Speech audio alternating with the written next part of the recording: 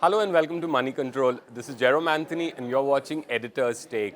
Today we are going to talk about a significant development where the World Bank released the Ease of Doing Business ranking in which India jumped 14 spots to occupy the 63rd position. To tell us more about that, I have Moneycontrol's Deputy Executive Editor Ravi Krishnan with me. Hi and welcome to the show, Ravi. Hi. So what has led to the improvement? India has jumped 14 spots to occupy the 63rd position. What has led to the improvement? Well, India has improved in three areas. One is resolving insolvency, second is cross-border trade, and the third is in getting construction permits. I mean, these are different categories in the ease of doing business ranking.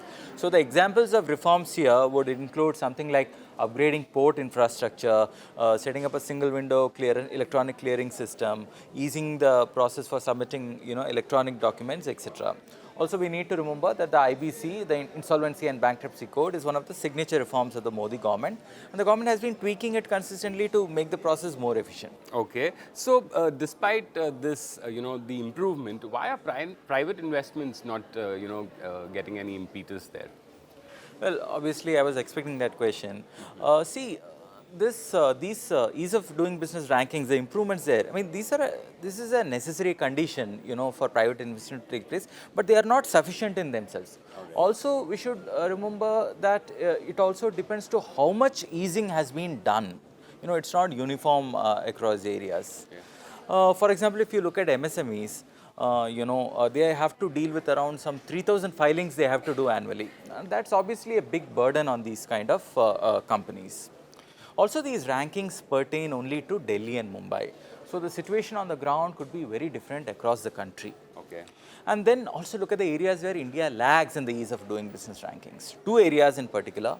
One is in registering property and second is in enforcement of contracts. I mean, the sanctity of contracts is paramount while doing business. Otherwise, there will be a trust deficit. I mean, but in our country, we have a situation where the chief minister of a government in Andhra Pradesh, they are reneging on their contracts with renewable power producers. That doesn't speak well.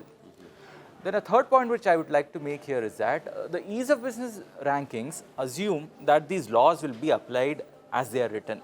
But several studies have shown that to be an erroneous assumption. Okay. Because, things are different on the ground. Implementation also is quite different. Okay. All right. So, what needs to be done now to improve things for investments to come in? Well, the answer is obvious. More reforms. Reforms in enforcing contracts. In upskilling labor, reforming labor laws. These are things. And the government should also ensure that policy making, regulations are consistent, and these are not changed constantly. Okay. All right, Ravi. Thank you so much for these updates. With that, we wrap this episode of Editor's Take. For more news, views and updates, stay logged on to Moneycontrol. Thank you for watching and a very happy Diwali to you.